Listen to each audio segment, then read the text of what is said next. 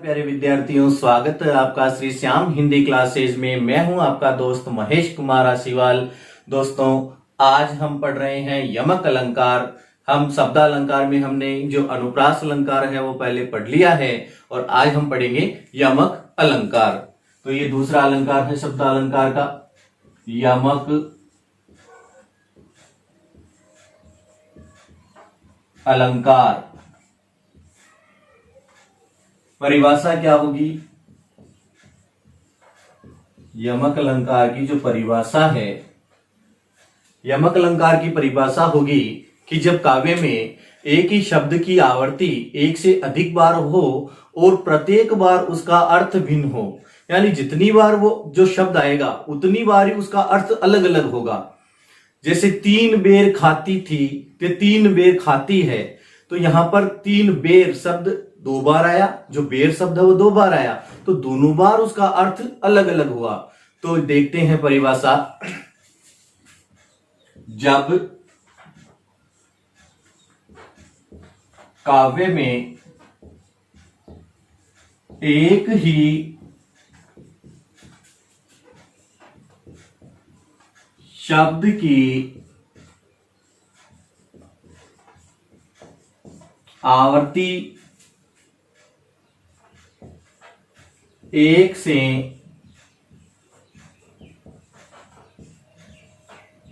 अधिक बार होती है और प्रत्येक बार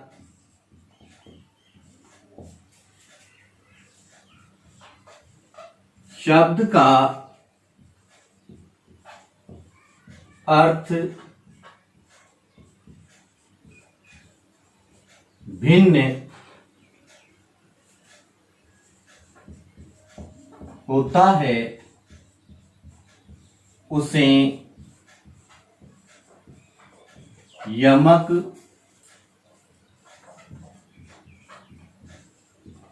अलंकार कहते हैं।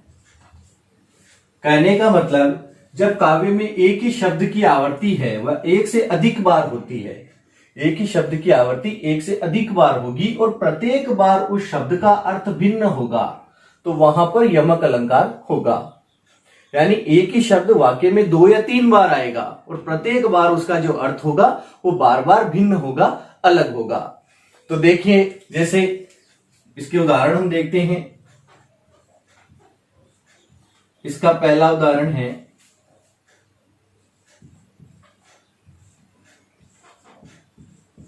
तीन बेर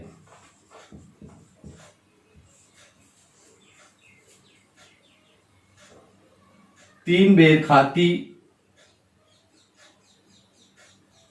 थी ते 3 बेर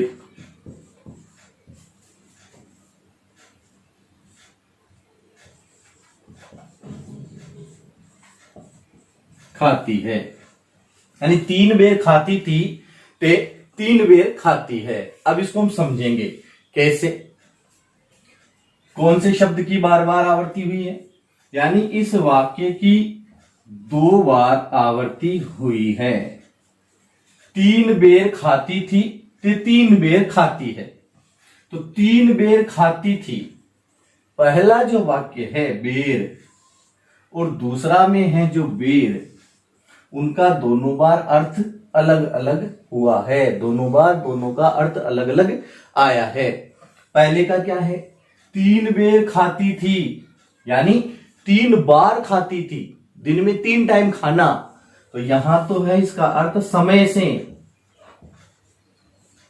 कितनी बार, 3 बार, बार किससे, समय से। ते 3 बेर खाती है और अब समय ऐसा है कि 3 बेर, यहां पर बेर का मतलब है बोर से, बोर जो कि खाने वाले जो बोर आते हैं, झाड़ी वाले बोर, तो बोर से मतलब है, बोर जो फल है एक प्रकार का। तो यहां पर इसका अर्थ तो है, बेर का मतलब समय और इस बेर का मतलब है बोर। बोर एक फल होता है, जो झाड़ी का जो बेर होता है उसे बोर कहते हैं। तो क्या कहते हैं कि 3 बेर खाती थी, यानी 3 टाइम खाती थी, लेकिन अब समय ऐसा आ गया है कि ते 3 बेर खाती है, कि केवल 3 बेर खा करके अपना जीवन यापन करती है। तो यहां पर एक ही शब्द की 2 बार आवृत्ति हुई और प्रत्येक बार दोनों का अर्थ भिन्न भिन्न हुआ। तो इस प्रकार इस उदाहरण में यमक अलंकार है, उस प्रकार से और हम पढ़ते हैं। दूसरा उदाहरण है, नगन जड़ाती थी ते नगन जड़ाती है, कि नगन जड़ाती थी ते नगन जड़ाती है। अब यहां पर भी नगन जड़ाती थी और नगन जड़ाती है, 2 बार आवर्ती हुई है, 2 बार ये वाक्य आया है। अर्थ क्या होगा? 2 बार जब आवर्ती हो जाती है और दोनों बार उसका अर्थ परिवर्तन हो जाता है, वहां पर यमक अलंकार होता है दोस्तों। तो देखो, नगन जड़ाती थी, यह एक रानी के बारे में लिखा गया वाक्य है, किसी कवि के द्वारा लिखित रचना है। उसकी एक पंक्ति है उस काव्य की कि नग्न जड़ाती थी, यानी एक समय ऐसा था जब वो नग्न से धारित वस्त्र धारण करती थी, पहनती थी। तो नग्न जड़ाती थी, यहां पर तो रत्न से जड़ित वस्त्र या आभूषण भी यहां पर कह सकते हैं। नगन का मतलब आभूषण भी ले सकते हैं और रत्न से जड़ित वस्त्र भी ले सकते हैं। तो कहते हैं कि नग्न जड़ाती थी, जो रत्नों से जड़ित वस्त्र पहनती थी, और लेकिन अब समय परिवर्तन ऐसा हुआ कि ते नग्न जड़ाती है, जो कि अब नग्न ही जड़ाती है, यानी जो जंगलों में ऐसे ही फिर रही है। तो यहां पर तो है रत्न से जड़ित वस्त्र और यहां पर नग्न यानी बिना वस्त्रों के ही जड़ाती है या घूमती है। तो दोनों का अर्थ हर बार अलग अलग हुआ। ये दोनों उदाहरण आपको शायद बहुत अच्छे से समझ में आ गए होंगे। अब देखो एक और उदाहरण पढ़ते हैं।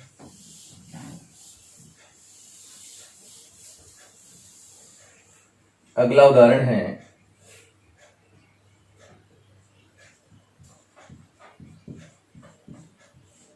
सारंग ले सारंग चले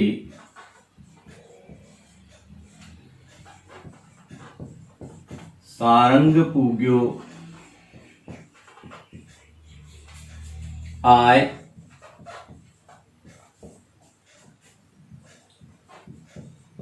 सारंग में सारंग धर्यो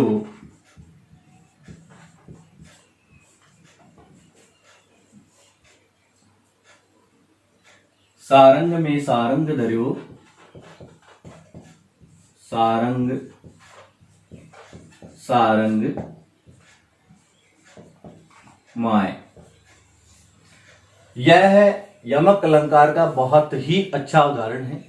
बहुत सारे कंपटीशन एग्जामों में इसके बारे में पूछा गया है और बहुत से कंपटीशन एग्जामों में से इसका प्रश्न भी आए हैं और बोर्ड एग्जाम में भी इसके बहुत सारे प्रश्न आए हैं। तो बहुत ही इंपॉर्टेंट ये उदाहरण है। तो देखिए, सारंग ले सारंग चली सारंग पूग्यो आय, कि सारंग में सारंग धर्यो सारंग सारंग माय। कहने का मतलब यहां पर जो सारंग शब्द है, उस सारंग शब्द की आवृत्ति 1 से अधिक बार हुई है। 1 से अधिक बार हुई है। कितनी बार हुई देखते हैं। यहां पर 1 बार, यहां पर 2 बार, यहां पर 3 बार, यहां पर 4 बार, यहां पर 5 बार और यहां पर 6 और यहां पर 7 बार। 7 बार सारंग शब्द की आवृत्ति हुई। तो 7 बार जब सारंग शब्द की आवृत्ति हुई तो परिभाषा कहती है कि एक ही शब्द की आवृत्ति 1 से अधिक बार होगी। तो एक ही शब्द सारंग शब्द, उसकी आवृत्ति 1 से अधिक बार हो रही है और प्रत्येक बार शब्द का अर्थ भिन्न होता है। और जितनी बार सारंग आएगा, जितनी बार ये आएगा, उतनी बार उसका अर्थ अलग होगा। तो देखते हैं यहां पर सारंग 7 प्रकार से आया है, 7 बार आया, तो उसके क्या क्या अर्थ निकलते हैं, हम इसका अर्थ करके देखते हैं। तो देखिए यहां पर लिखते हैं, पहला सारंग ले सारंग चली। पहला जो सारंग है उसका अर्थ होगा घड़ा, ठीक है। फिर है दूसरा, सारंग ले सारंग चली, सेकंड वाला, सारंग यानी स्त्री। फिर तीसरा, तीसरे का अर्थ होगा बादल। बादल का अर्थ हम बारिश से या बरसात से लेते हैं। चौथा जो सारंग है जो यहां पर आया है, सारंग में सारंग धर्यो, सारंग यानी तालाब या सरोवर, ठीक है। फिर पांचवा है ये वाला घड़ा, वापस इसका अर्थ होगा। और छठा है सारंग, सारंग माई, छठे का होगा स्त्री। और सातवें का होगा तालाब।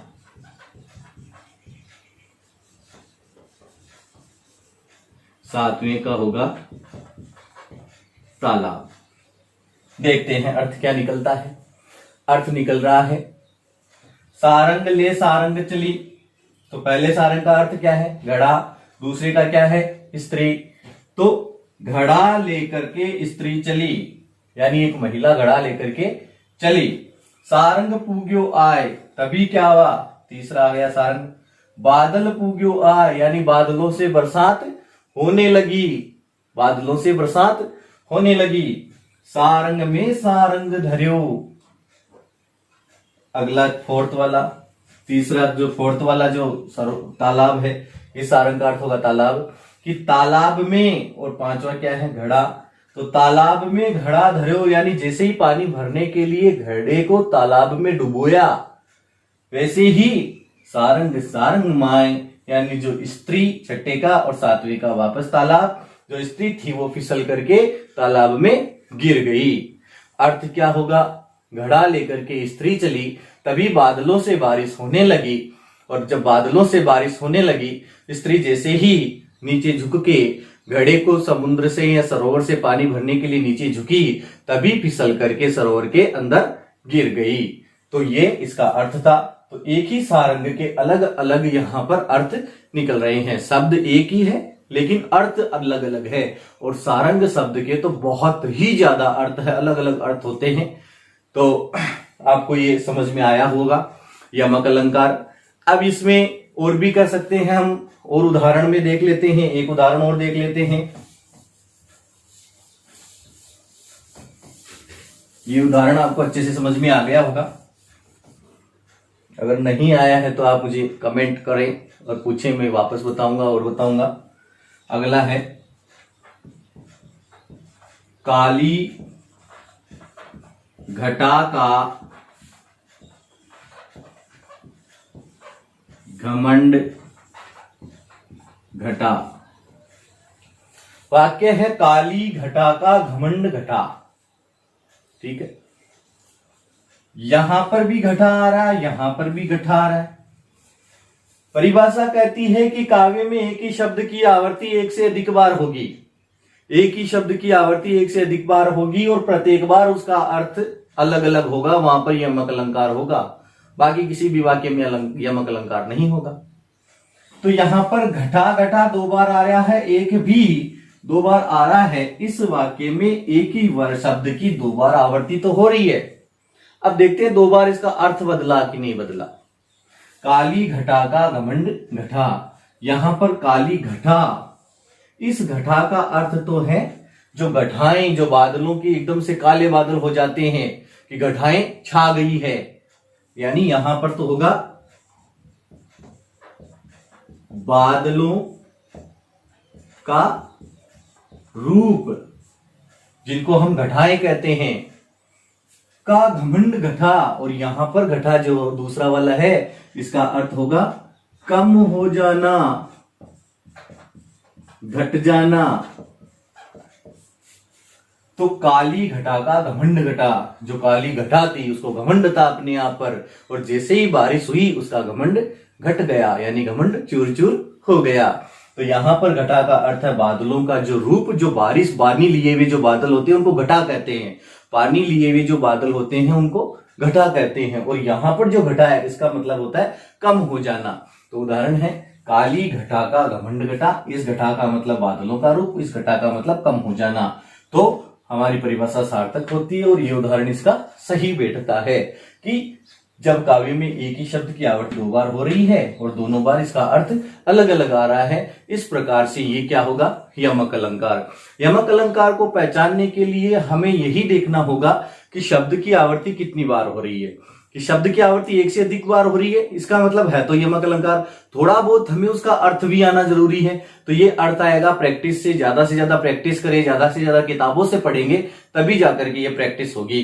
जैसे जो 10th के 12th के जो स्टूडेंट है वो अपनी जो बुक की है, जैसे सृजन बुक है, उनके जो भी पाठ्यक्रम में आरबीएसई सीबीएसई बोर्ड में जो भी पाठ्यक्रम में बुक चलती है, उसके जो पद्य भाग वाले जितने भी पाठ हैं उनसे सबसे पता चल जाता है पढ़ने से, तो कि इसमें कौन सा किसका क्या अर्थ है। प्रत्येक पाठ जब हम पढ़ते हैं तो अर्थ का पता चल जाता है, तो वहां से पता चलता है कि कौन सा किसमें कौन सा अलंकार है।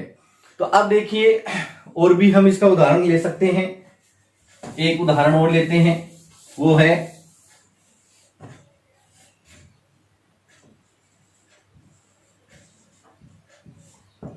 कदम्ब के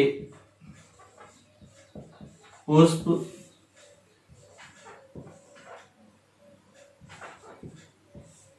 कदम्ब की छटा।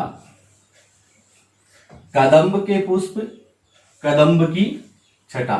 कदम्ब कदम्ब की 2 बार आवृत्ति हो रही है, कहने का मतलब एक ही शब्द की 2 बार आवृत्ति हो रही है, दोनों बार अर्थ अलग अलग है। कैसे है? कदम्ब के पुष्प, यहां पर जो कदम्ब है वो एक पेड़ का नाम है। कदम्ब का जो एक पेड़ होता है, इस कदम्ब का पेड़ होता है उसे कदम्ब कहते हैं। और कदम्ब पेड़ के पुष्प, यानी कदम्ब के पेड़ पर जो पुष्प लगते हैं उनकी बात हो रही है। और यहां पर कदम्ब की छटा, कदम्ब कदम्ब कहते हैं समूह को, और यहां पर अर्थ होगा समूह है। तो यहां पर पेड़ यानी एक पेड़ से मतलब है, यहां पर कदम्ब के जो बहुत सारे पेड़ लगे हुए उनसे मतलब है। तो एक ही शब्द की 2 बार आवृत्ति और दोनों बार अर्थ अलग अलग हो रहे हैं। इस प्रकार से ये हुआ यमक अलंकार। तो दोस्तों आपको अच्छे से ये समझ में आ गया होगा हमारा यमक अलंकार। और अब हम पढ़ रहे हैं शैलेश अलंकार, जो कि हमारा शब्दालंकार का तीसरा और कक्षा 12 का जो व्याकरण का सिलेबस है उसका लास्ट, यानी शब्दालंकार का लास्ट भेद है, वो है शैलेश अलंकार। तो तीसरा हमारा होगा श्लेष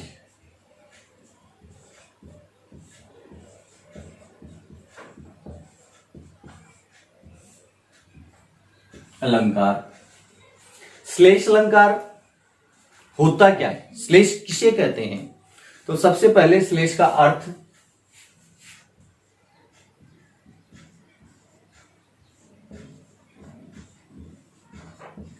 क्या है? श्लेष का अर्थ, श्लेष का अर्थ होता है चिपकना।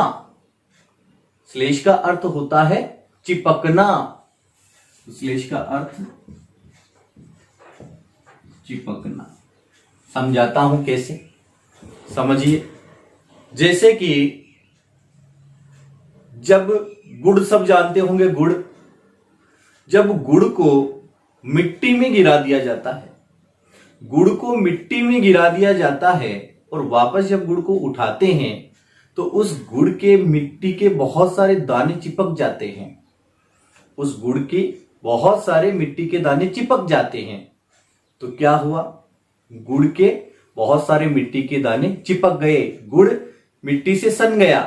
तो वह जो चिपकना है, यहां पर भी यही है कि शैलेश अलंकार में एक ही शब्द होगा और उसके बहुत सारे अर्थ चिपके हुए होंगे। श्लेष का अर्थ होता है चिपकना। एक ही शब्द के अनेक अर्थ जहां पर होते हैं उसे श्लेष अलंकार कहते हैं।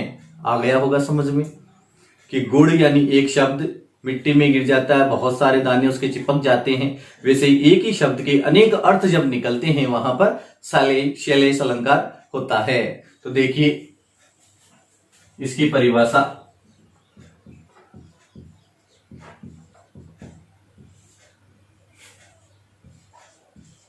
जब काव्य में एक ही शब्द के अनेक अर्थ निकलते हैं उसे श्लेष अलंकार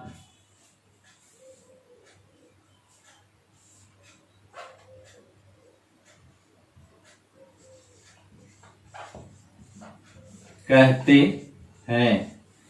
कहने का मतलब जब काव्य में एक ही शब्द के अनेक अर्थ निकलते हैं, एक ही शब्द के अनेक अर्थ निकलते हैं, अर्थात एक ही शब्द के बहुत सारे अर्थ उसके चिपके हुए होंगे, उसे श्लेष अलंकार कहते हैं। या ये भी कह सकते हैं जहां एक ही शब्द के माध्यम से अनेक अर्थों की व्यंजना होती है, जहां एक ही शब्द के माध्यम से अनेक अर्थों की व्यंजना होती है या व्यंजना की जाती है, उसे श्लेष अलंकार कहते हैं।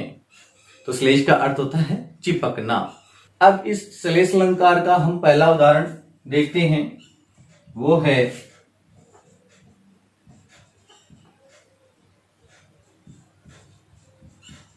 बलिहारी नृप कूप की गुणबिन बूंद न देही। ये इसका उदाहरण है, बलिहारी नृप की गुणबिन बूंद न देही, कि मैं बलिहारी जाती हूं उस गुण की। कौन सा गुण? गुण यहां पर ये शब्द है। इस शब्द के हमें दो अर्थ निकलते हैं, एक ही शब्द के जहां पर एक से अधिक अर्थ निकलते हैं वहां पर श्लेष अलंकार होता है। तो देखिए कि बलिहारी नृपकूप की गुणबिन बूंद न देही, कि मैं बलिहारी जाती हूं उन गुणों की जो नृप के साथ में और कुएं के साथ में दोनों का अलग अलग अर्थ निकलता है, और जो बिना गुणों के कुछ भी बूंद भी नहीं देती है। तो देखिए राजा, नृप, नृप का अर्थ होता है राजा। ऊप, ऊप का अर्थ होता है कुआं।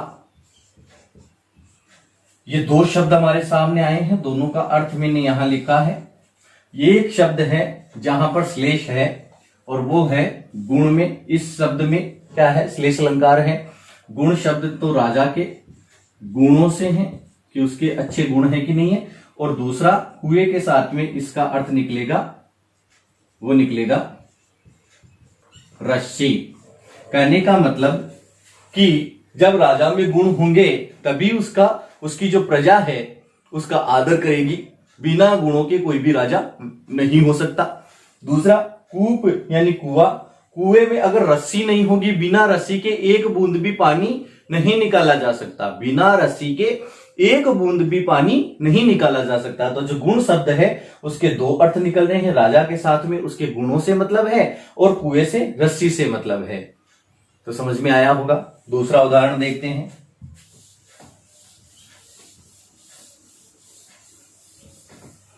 इसका दूसरा उदाहरण है पानी गए न उबरे मोती मानस चून।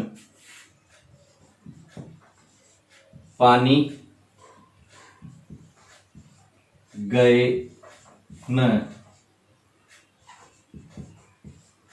उबरे मोती मानस चून।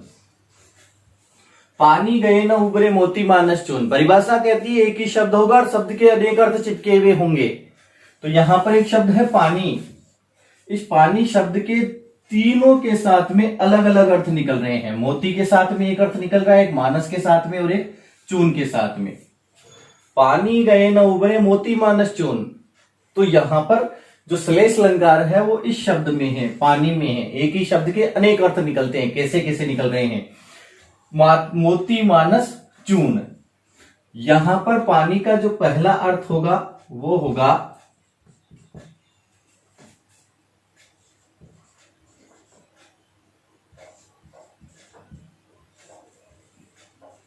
समुद्र का जल, जो कि किसके साथ अर्थ निकल रहा है? मोती के साथ में। ठीक है। दूसरा, पानी का अर्थ है इज्जत, जो कि मानस यानी मनुष्य होता है, मनुष्य के साथ में। तीसरा है चून, और यहां पर जल भी कर सकते हैं या पानी भी कर सकते हैं। और किसके साथ? चून, जिसको हम कहते हैं आटा। एक ही शब्द है, अलग अलग अर्थ निकल रहे हैं, तीन अर्थ निकल रहे हैं। समुद्र का जल, मोती, कि मोती है वो बिना समुद्र के जल में मोती नहीं हो सकता। यानी अगर पानी नहीं रहेगा तो मोती कैसे होगा? जल नहीं होगा तो मोती कहां पर होगा? फिर है इज्जत, मनुष्य की जब इज्जत चली जाती है तो उसका कुछ नहीं रहता। मनुष्य जो इज्जत समाज में बनाता है, वो समाज में उसकी इज्जत चली जाती है तो उसका फिर कुछ नहीं रहता। तो यहां पर दूसरा जो मानस है, मानस के साथ में पानी का अर्थ है इज्जत से है। और फिर है जल और पानी। चून, आटा है, सूखा आटा, बिना पानी के कुछ नहीं है, उसको हम सूखा नहीं खा सकते, तो उसको गीला करने के लिए क्या चाहिए? पानी।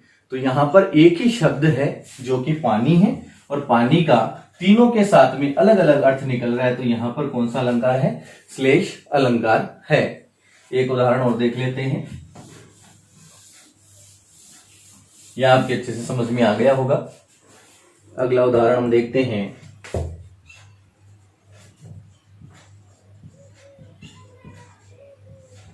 सुबरन को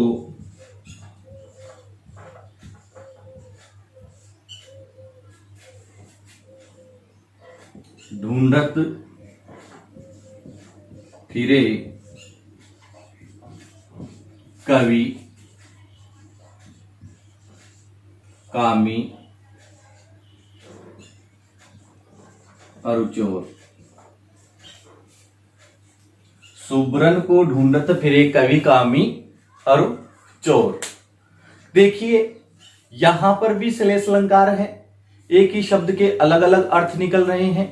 देखते हैं, सुबरन को ढूंढत फिरे कवि कामी और चोर। यहां पर जो सुबरन शब्द है इसमें क्या है? श्लेष अलंकार है, और इन तीनों के साथ में इसके अलग अलग अर्थ निकलेंगे। सुबरन, सुबरन का मतलब है अच्छे वर्ण,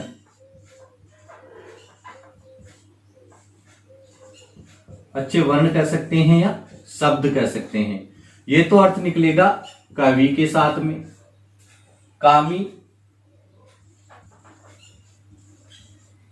सुंदर स्त्री या सुंदरता भी कह सकते हैं, ये अर्थ निकलेगा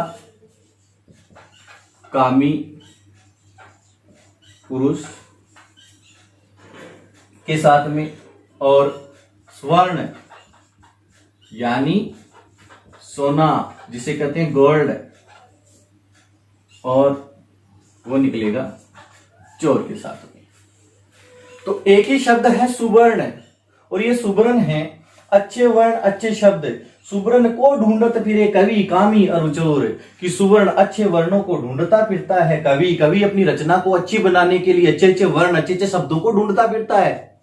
फिर है सुंदर स्त्री सुंदरता, दूसरा है सुबरन का अर्थ सुंदर। कामी पुरुष सुंदरता के ऊपर मोहित रहता है, सुंदर स्त्रियों को देखता रहता है, या कह सकते हैं सुंदरता के ऊपर मोहित हो जाता है। और तीसरा है स्वर्ण सोना, तो सोने को ढूंढता फिरता है कौन? चोर।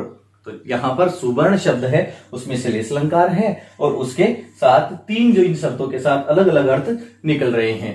तो मैं ऐसी आशा करता हूं कि आपको ये अच्छे से समझ में आ गया होगा प्यारे दोस्तों। तो श्लेष का अर्थ होता है चिपकना। एक ही शब्द होता है, उसके अनेक अर्थ होते हैं, और जहां पर एक ही शब्द के अनेक अर्थ निकलते हैं वहां पर श्लेष अलंकार होता है। इस प्रकार आज का हमारा ये टॉपिक यहीं समाप्त होता है। आप ज्यादा से ज्यादा इस श्री श्याम हिंदी क्लासेज को सब्सक्राइब करें, आप देखते रहें श्री श्याम हिंदी क्लासेज। श्री श्याम हिंदी क्लासेज इसको सब्सक्राइब करें, और इसके जो बेल आइकन है, इस बेल आइकन को भी क्लिक करें, जिससे कि आपके पास नोटिफिकेशन पहुंच जाए। तो आज की क्लास यहीं तक, धन्यवाद।